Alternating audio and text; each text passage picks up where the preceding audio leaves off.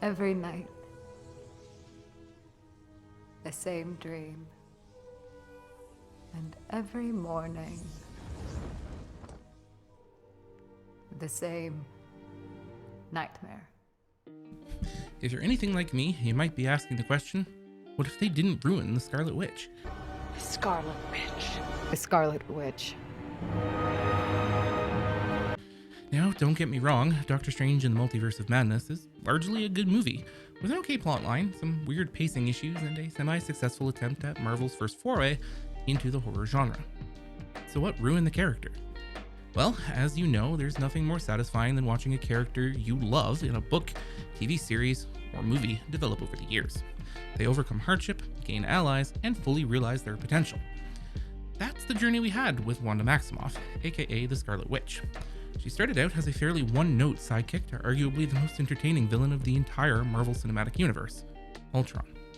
Over the course of several movies, we saw her grow from unsure newbie to going up against some seasoned heroes, someone who found love, lost it, and gained power in its place, and then Marvel turned her into one of the most cookie-cutter villains they could have ever created.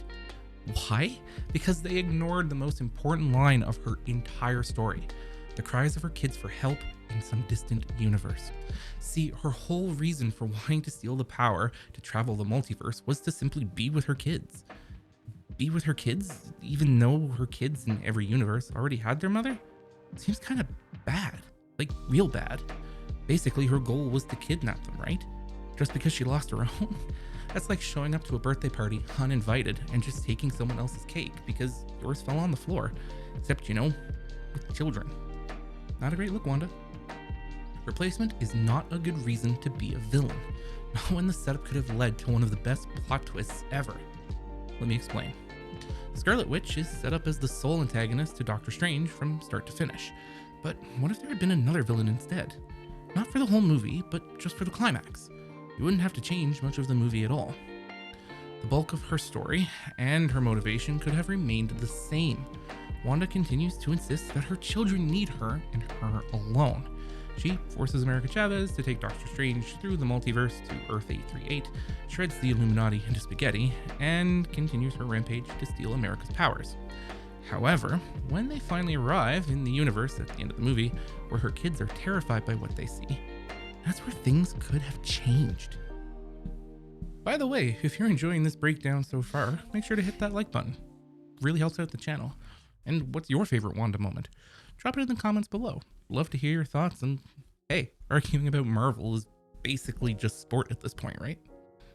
See, at the end of WandaVision, we see Wanda sitting alone on the steps of her cabin in the wilderness, before moving through the house.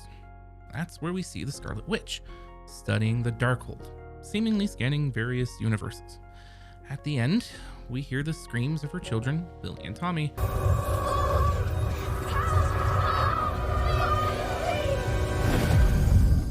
calling through the multiverse for help. For help.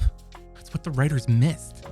In fact, since they admitted they never watched WandaVision or paid attention to it in any way, shape, or form, they missed everything. And it shows. When America punches a hole into the universe with Wanda's kids, we could have had the moment. The realization wasn't that they needed their mother because she was lonely, it was because they needed saving. This could have opened up a dialogue between Wanda, America, and Doctor Strange that would have redeemed her entirely. In that one moment, America, Strange, would have realized that Wanda was trying to save their lives from Mephisto. For an extra 30 minutes of runtime, we could have had a massive battle between Strange, Chavez, and Maximoff against Mephisto to save her children.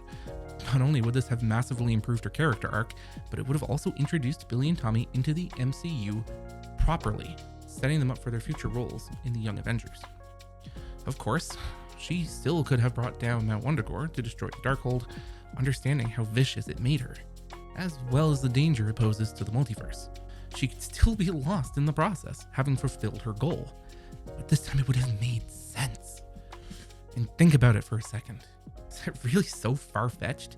There was already a fan's speculation that Mephisto was behind the Hex in Westview.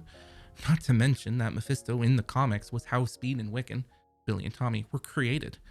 Wanda used his soul for it after all, and having him show up there could have been a nice little nod to that. But what do you think? How else could they have effortlessly improved her storyline. If you enjoyed this breakdown, hit that subscribe button, ring the bell so you never miss another Media Meltdown. Wow. I did it.